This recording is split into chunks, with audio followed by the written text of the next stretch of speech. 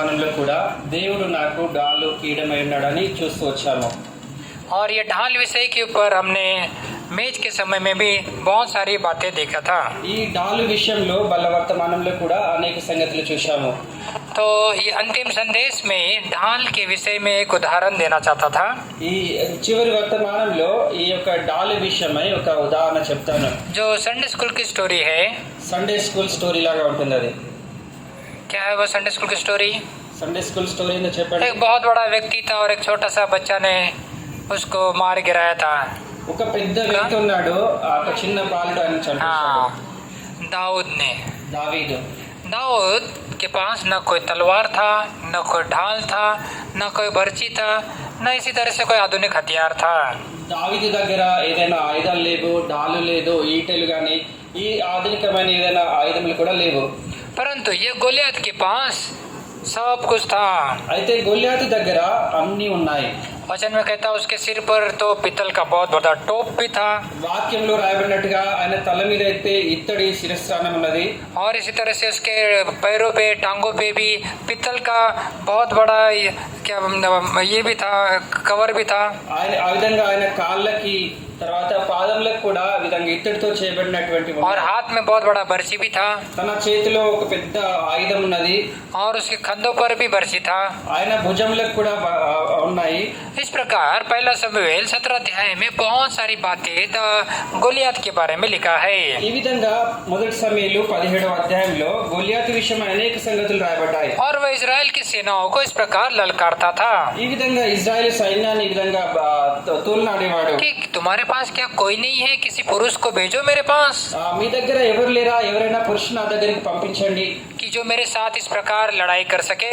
నాతో పాటు ఈ విధంగా యుద్ధం చేయనట్లుగా. कई दिनों से सवेरे से लेकर शाम तक इस प्रकार वह कोई इंसान के पुरुष की खोज में लगा हुआ रहता था. అనేక దినములు ఈ విధంగా ఉదయం లేచినప్పుడు మొదలుకొని సాయంత్రం వరకు ఎవరైనా వచ్చి నాతో యుద్ధం చేస్తారని చూసేవాడు. और इस प्रकार इजराइल और फलिस्ती लोग आमने सामने आकर इस प्रकार बहुत से बातें बहस इस प्रकार हुआ करता था. ఈ విధంగా इस प्रकार इजराइल और फलिस्ती की सेना आमने सामने आकर बहस किया करते थे और बातें किया करते थे. ఈ విధంగా ఇజ్రాయెల్ యొక్క సైన్యము ఫిలిష్తీయుల యొక్క సైన్యము ఎదురెదురుగా వచ్చి ఈ విధంగా ఉండేవారు. पर बहुत दिनों के बाद हम देखते हैं कि एक परमेश्वर का जन दाऊद आया इस गोलियत से लड़ने के लिए. ఈ విధంగా అనేక దినముల తర్వాత చూస్తాము దేవుని సేవకుడైన దావీదు వచ్చి గొల్యాతుతో యుద్ధం చేశాడు. और ये दाऊद जो है ఈ దావీదు वह सेनाओं का यहोवा के नाम से आता है. సైన్యములకు అధిపతి యెహోవా నామములో వస్తున్నాడు. और वो बड़े विश्वास के साथ ये दाऊद जो है गोलियत का सामना करता है. ఎంతో గొప్ప విశ్వాసంతో ఈ యొక్క గొల్యాతుతో యుద్ధం చేస్తున్నాడు. और जब गोलियत का सामना करता है గొల్యాతుతో యుద్ధం చేస్తున్నప్పుడు तब एक छोटे से पत्थर से सेनाओं का परमेश्वर यहोवा के नाम से उसे गिरा देता है. ఒక చిన్న రాయి తీసుకొని సైన్యంలోకి అధిపతి యెహోవా నామములో ఆయన పడవేస్తాడు. और हम संडे स्कूल में भी एक गीत गाता है कि छोटे से दाऊद ने क्या किया, गोलियत को मारा है. సండే స్కూల్లో కూడా పాట పాడతాము, చిన్న దావీదు గొల్యాతును చంపేశాడు అని. अब ये गोलियत के बारे में मैं आपको कुछ पूछना चाहता हूँ గొల్యాతు విషయంలో కొన్ని మాటలు మిమ్మల్ని అడుగుతాను. कि what are the drawbacks of Goliath, यानी गोलियत के ऐसा दुर्गुण या उसके बारे में कोई बुराई बातें या कोई ऐसा नहीं करना चाहिए था, या गोलियत के बारे में क्या कहोगे आप? గొల్యాతు విషయంలో ఆయన యొక్క లక్షణాలు కానీ చెడు లక్షణాలు కానీ లేదంటే ఆయన ఈ పని చేయకుండా ఉండాల్సింది అటువంటి మీరేమని చెప్తారు? गोलियत के बारे में तो आपको कुछ बहुत सारी बातें पता है ना. గొల్యాతు విషయంలో మీకైతే చాలా సంగతులు తెలుసు కదా. हाँ, नहीं मालूम तो पहला समूएल 17 अध्याय पढ़ोगे तो समझ में आएगा. समय की कमी के कारण हम इस वचन को नहीं पढ़े हैं. తెలియనట్లయితే మీరు మొదటి సమయంలో 17వ అధ్యాయం చదవండి. మన దగ్గర సమయం లేదు కాబట్టి అన్ని చదువుకోము. तो गोलियत के बारे में आप क्या कहोगे? గొల్యాతు విషయంలో మీరేం చెప్తారు? अच्छा, पहली बात ये बताओ, गोलियत कैसा था? గొల్యాతు ఎట్లా ఉండేది చెప్పండి. कैसा था गोलियत? ఎట్లా ఉండేవాడు? हाँ, अच्छा, गोलियत शूरवीर था और ఎంతో శూరుడు, ఇంకా लंबा था, हाइटेड था. చాలా పెద్ద ఎత్తుగలవాడు. हाँ, और गोलियत को युद्ध के बारे में बहुत कुछ मालूम था. యుద్ధం చేసే విషయంలో కూడా ఆయనకు అనేక సంగతులు తెలుసు. और गोलियत के बारे में और क्या कहोगे? ఇంకా ఏం చెప్తారు గొల్యాతు విషయంలో? अच्छा, गोलियत की मौत कैसी हो गई? గొల్యాతు ఏ విధంగా చంపేయబడ్డాడు? मैं विषय पर आता हूँ क्योंकि समय कमी है इसलिए। సమయం లేదు కాబట్టి మీకు నేనే చెప్తాను ఇక. हाँ, गोलियत की मौत और मृत्यु कैसी हो गई గొల్యాతు ఏ విధంగా మరణించాడు? बताइए। हाँ, अच्छा, गोफन से हो गई। गोफन में क्या था? వడిసెలతో వడిసెలు ఏమున్నాయి? फिर पत्थर से किसी की मौत होती क्या? ये तो इतना बड़ा हट्टा कट्टा इंसान है, उसके पास तलवार है, बर्ची है, ढाल है, सब कुछ है, वो भी हजारों किलो में है, फिर मौत कैसी हो गई उसकी? ఒక రాయి తీసుకొని అంత పెద్ద ఎత్తుగలవాడు బలవంతుడు ఆయన ఏ విధంగా చనిపోతాడు? क्या लोखंड पे पत्थर मारने से मौत होती है? లోపం ఇనుము మీద हो सकता है उसके पास वो ऐसी ढाल होंगी, बुलेट प्रूफ भी ढाल हो सकती है ना? ఆయన దగ్గర ఉన్న డాలును చూసినట్లయితే అది దాంట్లోకి ఏది చొచ్చుకొని పోదేమో. फिर मौत कैसी हुई उसकी? ఏ విధంగా మరణించాడు? बताइए, मौत कैसी हुई? गोलियत की मौत और मृत्यु कैसा हुआ? గొల్యాతు ఏ విధంగా మరణించాడు చెప్పండి? आपको तो मालूम है ना कैसा हुआ? मृत्यु कैसा हुआ गोलियत का? ఏ విధంగా చనిపోయాడో చెప్పండి మనకు తెలుసు हाँ? కదా. सेनाओं का परमेश्वर यहोवा के नाम से हुआ, ठीक है। हम प्रैक्टिकल कुछ देख रहे हैं, वो तो आपने बिल्कुल सही बताया है, क्योंकि दाऊद कहता है पहला शमूएल 17 अध्याय में 45 वचन में कि तू तो तलवार और भाला लेकर सब कुछ मेरे पास आया, पर मैं तो तेरे पास इजराइल से सेनाओं का परमेश्वर यहोवा के नाम से आता हूँ। ये तो सच बात है, पर एक प्रैक्टिकल एक सोचने जैसी बात है कि दाऊद ने गोलियत को कैसा मारा? गोफन से मारा, पत्थर से मारा, पर मौत और मृत्यु कैसी हुई गोलियत की? దేవుని నామంలోనే చంపవేయబడ్డాడు. వడిసెలతోటి अभी सोच के बताए, इसलिए मैं आपको प्रश्न पूछ रहा हूँ ताकि आप सब इसमें सोच सके और जवाब दे सके। అక్కడ ఉన్న పరిస్థితిని గమనించి మీరు ఎట్లా చనిపోయాడో చెప్పండి మీరు. दाऊद ने मारा, वो तो मालूम है दाऊद ने मारा, पर कैसा मृत्यु कैसा हुआ गोलियत का? हाँ, गोलियत की तलवार से। ये एक बिल्कुल सोच के आपने सही जवाब दिया। तलवार किसने निकाला? दाऊद ने नहीं। पर उसके पहले कैसा हुआ? वो तो इतना बड़ा हाइटेड था, डायरेक्ट वो तो उसके कमर से तलवार निकाल कर तो उसको मार नहीं सकता है ना। ये तो छोटा सा था दाऊद। तो मौत और मृत्यु कैसा हुआ? उसके पहले क्या हुआ? तलवार के पहले क्या हुआ? गोफन से कहाँ पे मारा? हाँ, क्यों सर के ऊपर कुछ नहीं था? नहीं था? हाँ, सर के ऊपर कुछ नहीं था, जिसे अंग्रेजी में माथा और फोरहेड कहते हैं। वो माथा और फोरहेड क्या था? खुला था, समझ गए? यदि वहीं पे यदि पूरा जो कुछ हेलमेट या जो टोप पहना हुआ रहता था, पूरा कवर रहता था, तो उसका मौत और मृत्यु नहीं होती थी। समझ में आया आपको?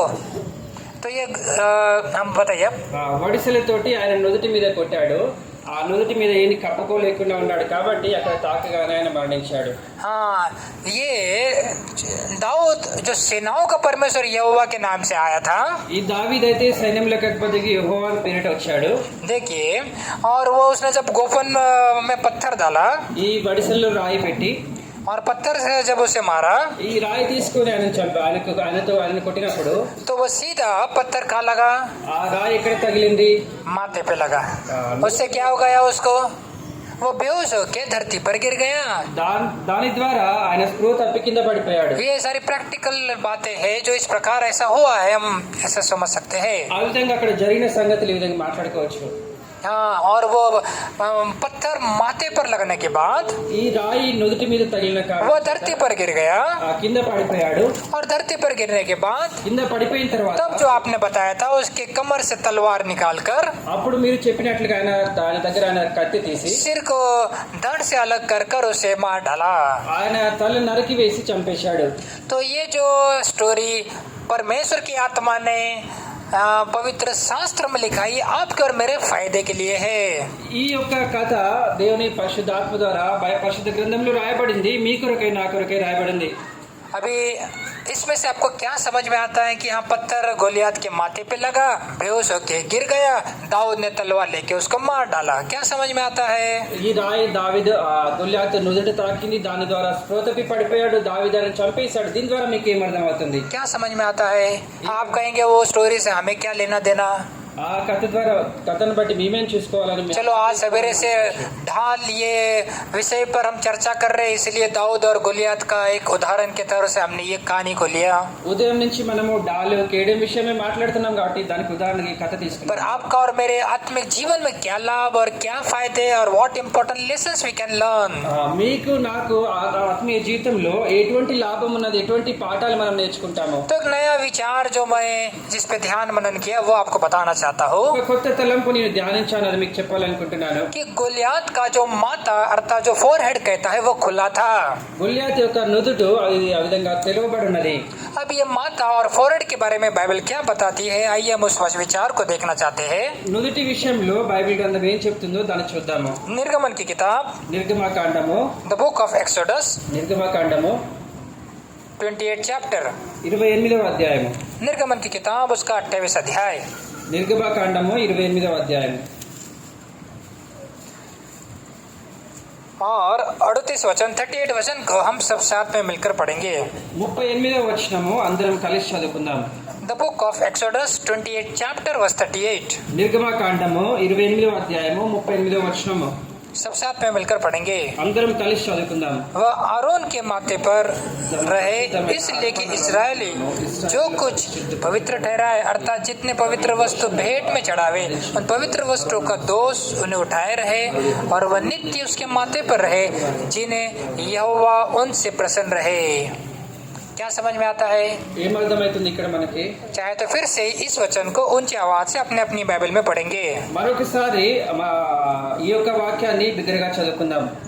The book of Exodus 28 chapter verse 38 we will read all together loudly. నిర్గమకాండం 28వ అధ్యాయము 38వ వచనము అందరం కలిసి బిగ్గరగా చదువుకుందాం. वह आरोन के माथे पर रहे, इसलिए कि इस्राएली जो कुछ पवित्र ठहराए जे अर्थात जितनी पवित्र वस्तु भेंट में चढ़ावे उन पवित्र वस्तुओं का दोष आरोन उठाए रहे और वह नित्य उसके माथे पर रहे, जिसे यहोवा उसे प्रसन्न रहे।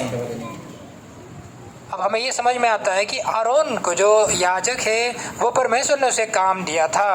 ఈ యాజకుడైన అహరోనుకు దేవుడు ఒక పని చెప్పాడు. उसके माथे पर कहता है जितने पवित्र वस्त्र भेंट में चढ़ाए जाए పరిశుద్ధమైనవి ఏవైతే అర్పణలో అర్పిస్తారో और पवित्र वस्त्रों का दोष जो है उसके माथे पर नित्य रहना चाहिए। ఈ పరిశుద్ధమైన వాటివన్నిటి కూడా ఆయన నొచ్చుట ఉండాలి ఎల్లప్పుడూ. एक याजक का काम होता है कि प्रजा का पाप के बदले में पाप बलि करने का जो बलिदान का जो प्रथा होता है वो उसमें वो नित्य उसका सेवा वही होता है। ఈ యాజకుని యొక్క పని ఏంటంటే వారి యొక్క పాపములకు అపరాధములకు పరిష్కారం చేయడము।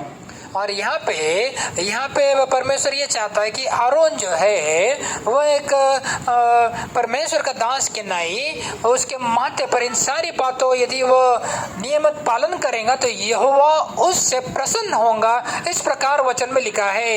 ఈ విధంగా యాజకుడైన అహరోను విషయంలో ఇవన్నీ విషయాలు ఆయన నొసట ఉన్నట్లయితే ఆ దేవుడు దాన్ని यहोवा उससे प्रसन्न रहेगा, गॉड विल बी प्लीज्ड। యెహోవా ఆయన దేవుడు ఆయన్ని బట్టి సంతోషిస్తాడు। हाँ, आप कहेंगे वो तो आरोन या मूसा, हम थोड़ी आरोन और मूसा है, हम थोड़ी याजक है। మీరు అనుకోవచ్చు మేము అహరోను మోషే ఇలాంటి యాజకులం కాదు కదా అనుకో। परंतु पहला पत्र 2 अध्याय में परमेश्वर का वचन कहता है कि उसने आपको और मुझे याजकों का पद दिया है। అయితే 2వ పేతురులో దేవుడు అంటాడు మీకు నాకు యాజకత్వం ఇచ్చాడు దేవుడు। और हमें भी एक दूसरे का भार को, एक दूसरे का बोझ को हमारे कंधों पे और हमारे माथे पे और हमारे दिलो दिमाग पे हमें वो बोझ को उठाना चाहिए अनुग्रह के सिंहासन के पास, यह बहुत ही जरूरी है। ఈ విధంగా మనం కూడా ఒకరి భారములు ఒకరు భరిస్తూ కృపా సింహాసనం దగ్గరికి మనం రావాలి। यदि हम एक दूसरे का बोझ को नहीं उठाएंगे, ఒకరి భారములు ఒకరు మనం భరించిన एक दूसरे के लिए प्रार्थना नहीं करेंगे, ఒకరి కొరకు ఒకరు ప్రార్థన చేయనట్లయితే तो ये केवल पाप ही नहीं है बल्कि हम यहोवा उससे प्रसन्न नहीं होता है। మనల్ని బట్టి దేవుడు ప్రసన్నుడు కాడు।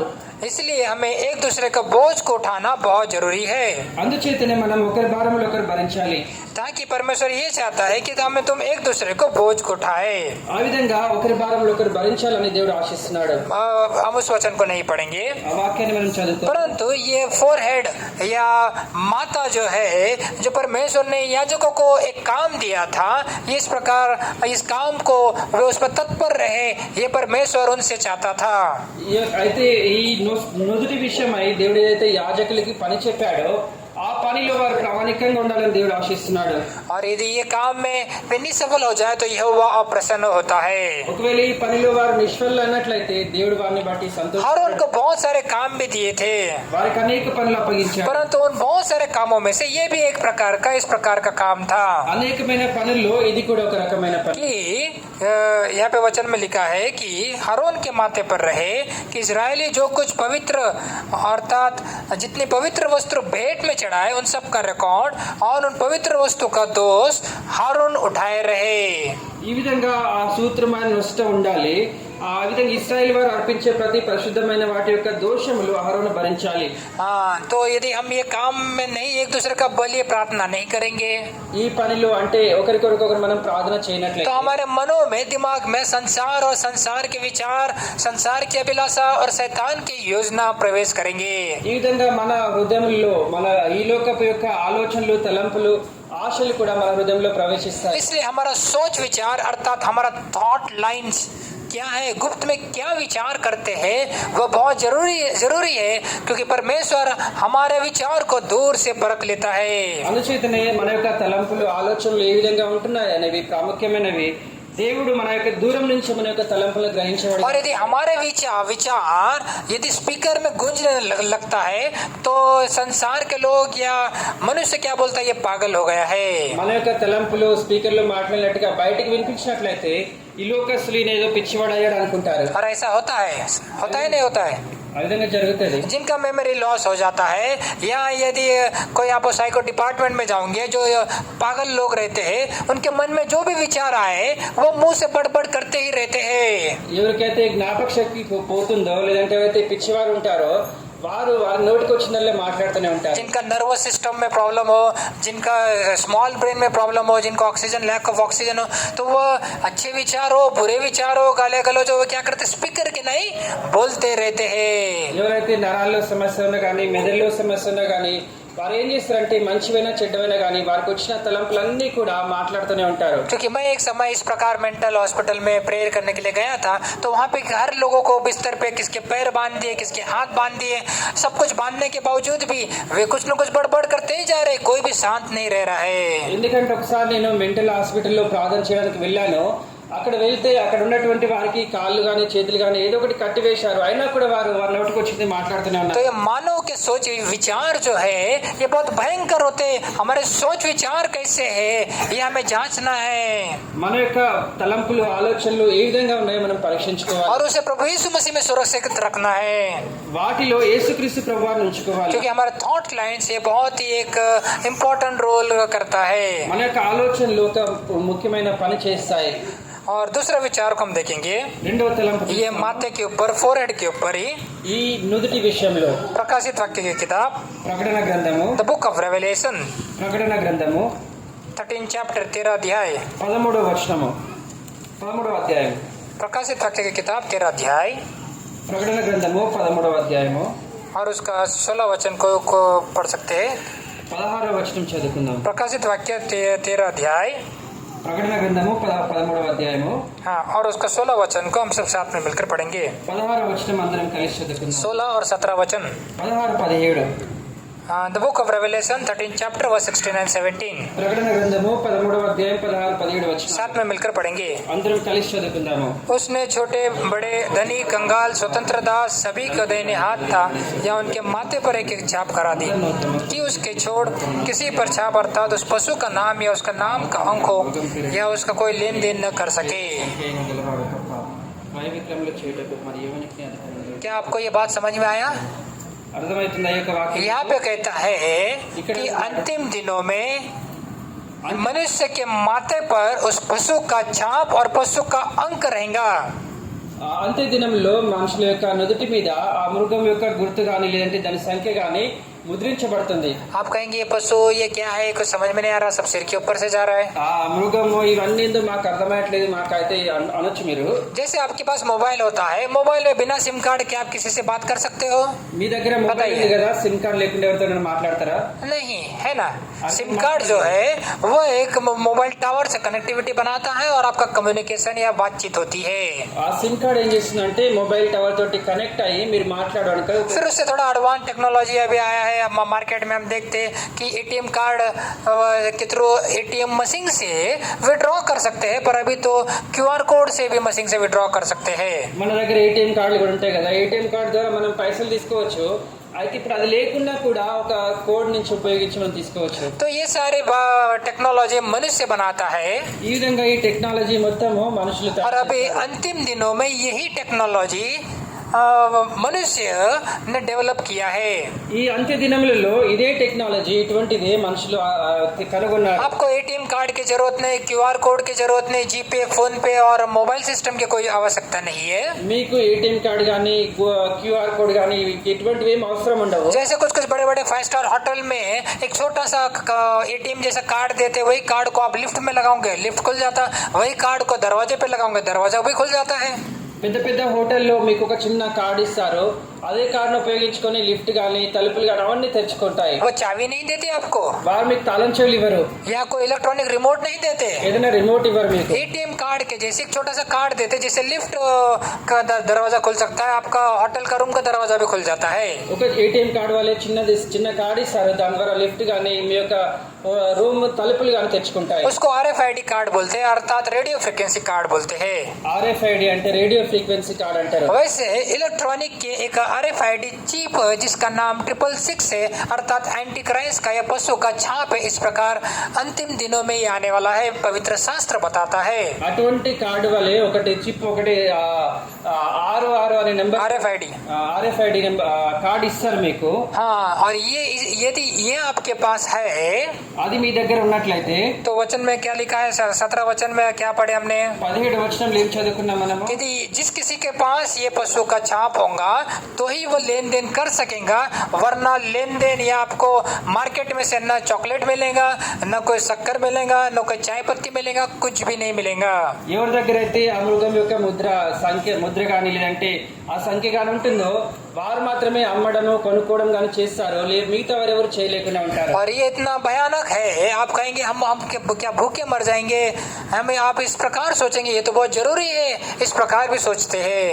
ఇది ఎంత భయంకరంగా ఉంటుందంటే ఒకవేళ అది లేకపోతే మేము ఆకలితోనే చనిపోతామా అనుకుంటాం. परंतु ये एंटी क्राइस्ट का आने वाला क्रिस्त विरोधी का ये एक प्लान है, और इसी तरह से ये एक योजना है, और ये परमेश्वर के लोगों को बहकाने के लिए उसने ये सारी चीजों को मार्केट में अस्तित्व में लाया है। క్రీస్తు విరోధి యొక్క రాబోయే కాలంలో ఇటువంటి ప్రణాళికలు కలిగి ఉన్నారు.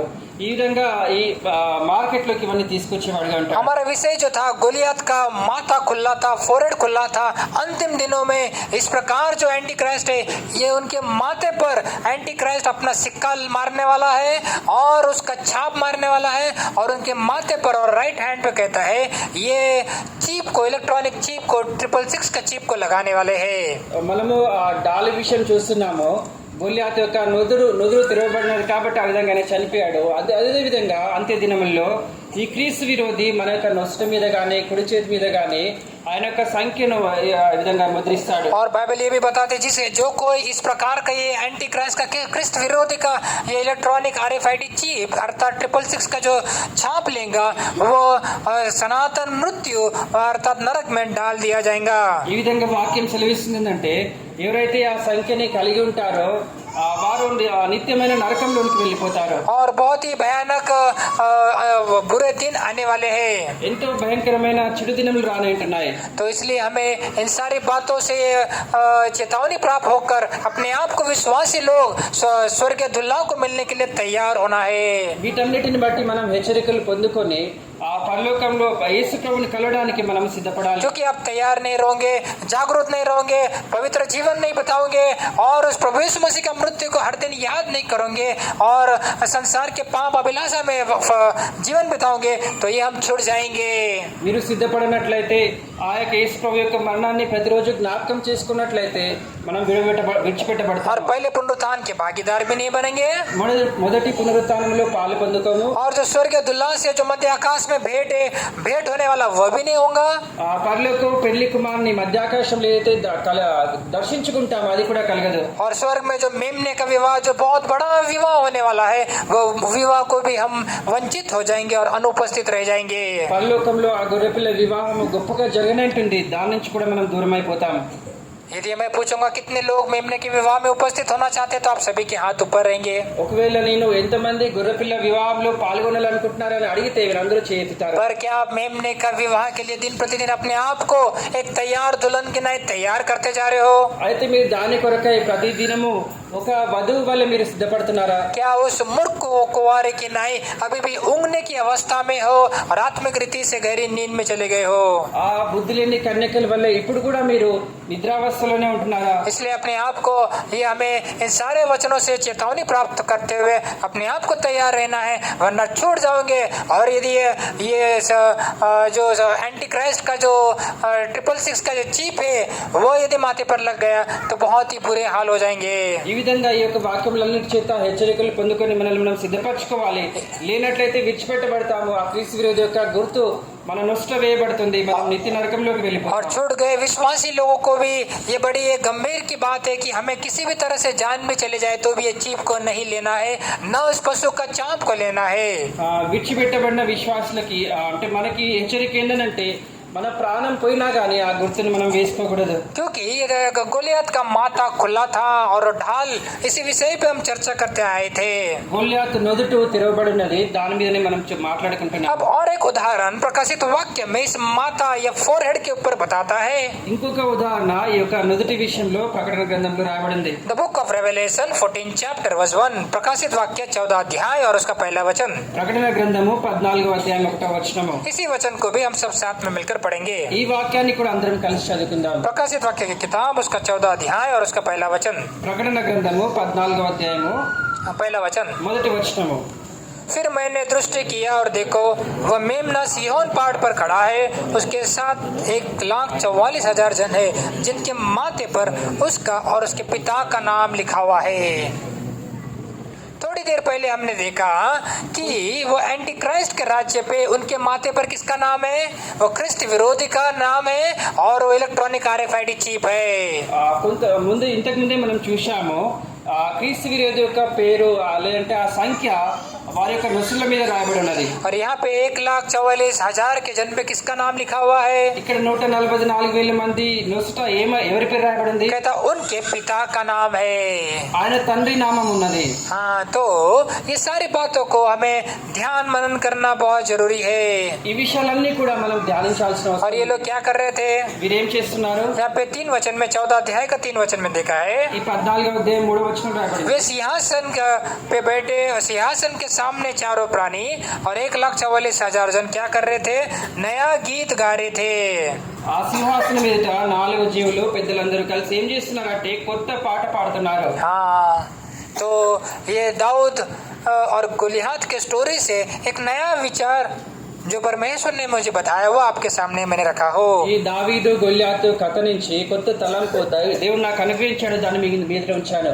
गोलियत की मौत और मृत्यु का कैसे हो गई? గొల్యాతు యొక్క మరణం ఏ విధంగా కలిగింది? ఆయనకి बताए आप कैसे हो गई? ఏ విధంగా కలిగింది?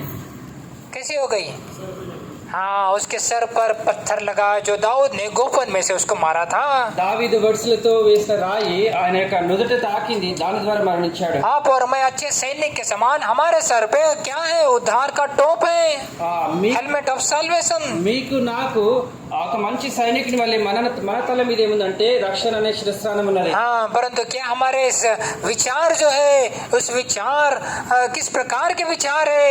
क्या वे प्रभु परमेश्वर को प्रसन्न देने वाले या अप्रसन्न विचार है? అయితే మనకు వచ్చే తలంపులు ఆలోచనలు ఏవైతే ఉన్నాయో అవి దేవుని సంతోషపరిచేవిగా ఉన్నాయా లేదంటే సంతోషపరచనివిగా ఉన్నాయా? जब आप घर में अकेले रहते हैं, यात्रा करते हैं और इस प्रकार 4 लोगों के बीच में रहते हैं, जब गुस्सा और क्रोध आ जाता है और जब मन अस्वस्थ हो जाता है, कौन से विचार मन में आते हैं? మీరు ఇంటి దగ్గర ఒంటరిగా ఉన్నప్పుడు, ప్రయాణం చేసినప్పుడు, నలుగురి మధ్యలో ఉన్నప్పుడు, కోపం వచ్చినప్పుడు ఎటువంటి తలంపులు మీకు వస్తున్నాయి? परमेश्वर का बड़ा दास ने थियोडर अंकल एक बात बताया था मुझे।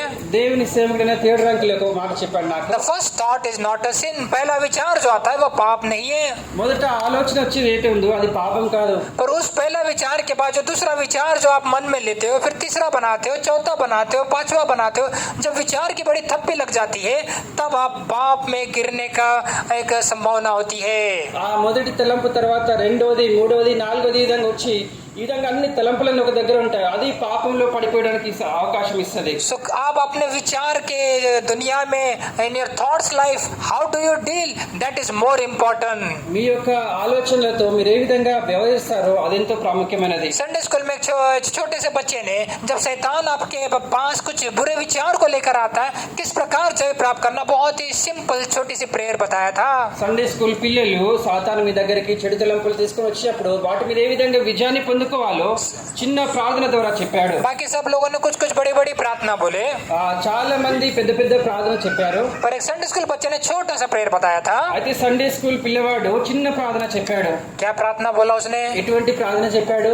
संडे स्कूल टीचर पूछ रही थी, जब शैतान तुम्हारे पास तुम्हारी परीक्षा, तुम्हारी मोह, तुम्हारे वीकनेस और ऐसे पाप के कुछ प्रलोभन लेकर तुम्हारे सामने आएंगे या पाप के लड्डू लेकर आएंगे, तब तुम कैसे रिस्पॉन्ड करोगे? సండే స్కూల్ టీచర్ ఈ విధంగా అడుగుతా ఉన్నది, సాతాను మీదటికి ఏదైనా చిన్న పాపాన్ని కానీ తలంపుని కానీ పరీక్షను కానీ ఆ పాపం అని లడ్డును తీసుకొచ్చినప్పుడు మీరు ఏ విధంగా స్పందిస్తారు? सब लोगों ने अलग अलग जवाब दिया. ప్రతి ఒక్కరు వేరు వేరు విధంగా జవాబు एक చెప్పారు. छोटे बच्चे ने क्या जवाब दिया? చిన్న పిల్లవాడు ఏమని చెప్పాడంటే, O lord open the door of my heart, हे परमेश्वर मेरे दिल का दरवाजा को खोल दे.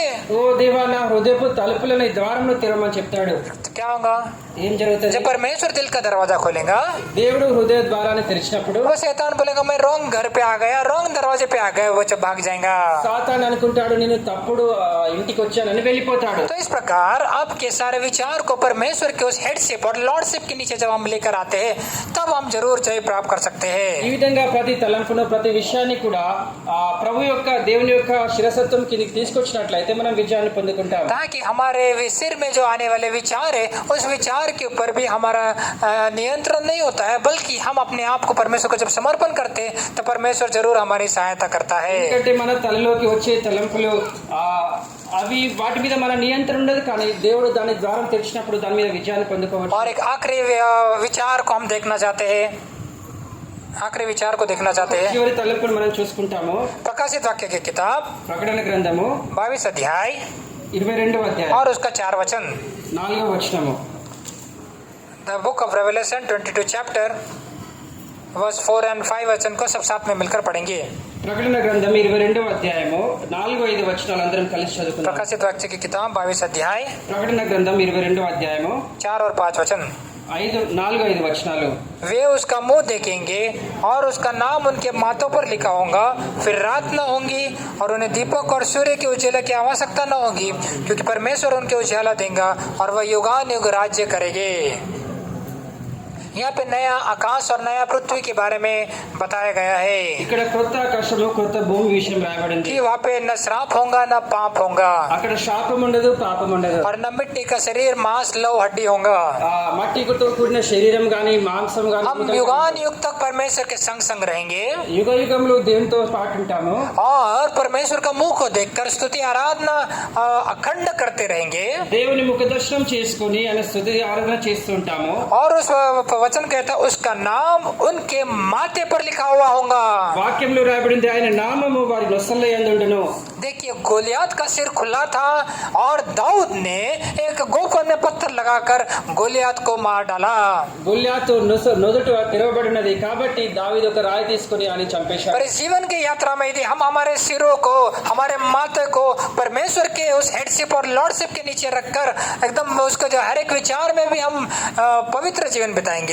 అయితే మన ఈ విశ్వాస జీవితంలో ప్రతి ఒక్క తలంపును ప్రభు యొక్క శిరసత్వం కింద మనం ఉంచినట్లయితే तो जीवन के आखिरी पल तक जब विश्वास की दौड़ पूरी हो जाएंगी, ఈ జీవితం యొక్క చివరి అడుగు వరకు విశ్వాస యాత్ర మనం పూర్తి చేస్తాము. जिसने आपसे और मुझसे प्यार किया, ఎవరైతే నిన్ను నన్ను ప్రేమించారో, हमारे लिए सूली पर प्राण को बलिदान किया, మన కొరకై శిలువ మీద ప్రాణాన్ని అర్పించాడు, उस स्वर्गीय दुल्हा को हम आमने सामने देखेंगे. ఈ పరలోకపు పెళ్లి కుమారుని మనం మన ఎదురుగా చూస్తాము. युगान युग तक हम उसकी स्तुति आराधना करेंगे. యుగ యుగంలో మనం ఆయన స్తుతించి ఆరాధిస్తాము. धरती पर सैमुएल नाम होगा और जॉन और डेविड नाम होगा, पर जब स्वर्ग में जाएंगे वह नया नाम हमको देने वाला है. ఈ భూమి మీద శామ్యూయల్ గాని జాన్ గాని ఇటువంటి పేర్లు ఉంటాయి. అయితే పరలోకానికి వెళ్ళిన తర్వాత కొత్త పేరు ఇవ్వబడుతుంది. और वह नया नाम कहता उसके माथे पर लिखा होगा. ఆ నామము మన యొక్క నొసల మీద రాయబడి ఉంటుంది. और युगान युग तक हम उसके संग रहकर राज्य करेंगे. యుగ యుగంలో ఆయనతో పాటు కలిసి రాజ్యం చేస్తాము. क्या आपको ये ऐसी जीवन चाहिए? ఇటువంటి జీవితం మీకు కావాలా? यदि यही आपका मकसद है ఇదే మీ యొక్క ఉద్దేశం అయితే तो निश्चय पवित्र आत्मा आपको उस डायरेक्शन में, उस दिशा में चलने के लिए दिन प्रतिदिन आपकी और मेरी सहायता करेगा। ఒకవేళ మీ ఉద్దేశం అదే అయితే పరిశుద్ధాత్మ ప్రతిదినము అటువంటి మార్గంలో వెళ్ళడానికి సహాయం చేయనుగా। आइए हम उस वचन को हम सब साथ में मिलकर पढ़ेंगे। ఆ వాక్యాన్ని అందరం కలిసి చదువుకుందాం। प्रकाशित वाक्य ప్రకటన గ్రంథము 22 अध्याय 22వ అధ్యాయం 3, 4 और 5 वचन 3, 4, 5 వచనాలు साथ में मिलकर पढ़ेंगे। అందరం కలిసి చదువుకుందాం। फिर श्राप न होगा और मेमने का सिंहासन उस नगर में होगा और उसके दास उसकी सेवा करेंगे और वे उसका मुंह देखेंगे और उसका नाम उसके माथे पर लिखा होगा। फिर रात न होगी और उन्हें दीपक और सूर्य के उजाले की आवश्यकता न होगी, क्योंकि परमेश्वर उन्हें उजाला देगा और वे युगान युग राज्य करेंगे। परमेश्वर अपने वचन पे आशीष दे। దేవుడి యొక్క వాక్యమును ఆశీర్వదించును గాక।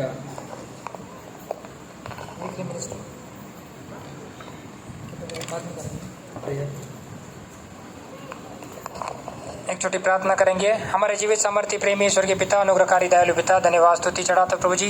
आपने आराधना की सेवकाई में, मेज की सेवकाई में और अंतिम संदेश की सेवकाई में बड़ी सहायता किया, इसलिए बहुत आभारी, धन्यवाद स्तुति चढ़ाते प्रभु जी। वचन का बीज जो निर्बलता में बोया गया, वचन का बीज का रक्षा कीजिए और विशेष रीति से प्रभु जी उस नए यरूशलेम, नया आकाश, नया पृथ्वी जो आपने महल हमारे लिए बनाया है प्रभु जी, जब पाप नहीं, जब शराब नहीं, पिता की ये इच्छा है कि हम आपके संग युगान युग तक रहे। यह आप पिता की इच्छा यहाँ उपस्थित भाई बहन हरेक के जीवन में पूरी हो जाए, ऐसा अनुग्रह कृपा दया को चाहते प्रभु जी। आप इस सहायता कीजिए, मदद कीजिए। आगे का समय आत्मा प्राण शरीर आपके हाथों में हम समर्पण कर देते प्रभु जी, और विशेष रीति से आप ये सहायता कीजिए, मदद कीजिए। छोटी सी विनती प्रभु यीशु मसीह के नाम में मांगते हैं, आमीन। अभी सभी लोग खड़े रहेंगे और दान अर्पण लेकर आएंगे उसके बाद में लास्ट में।